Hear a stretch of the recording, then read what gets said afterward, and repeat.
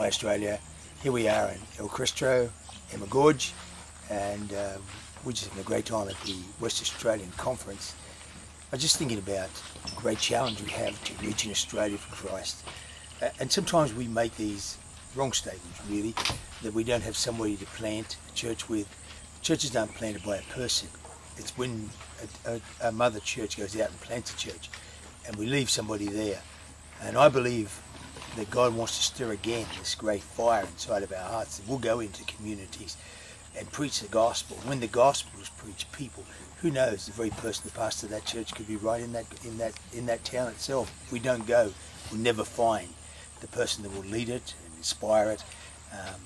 But the challenge is not whether we find the young men to go. The challenge is, will we go? Will the church you're leading go?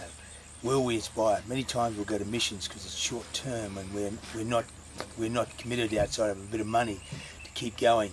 The challenge of taking Australia for Christ is we must continue to be committed to disciple building.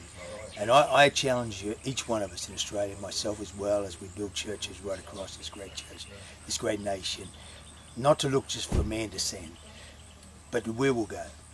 And you'll find that God will give us people and raise them up.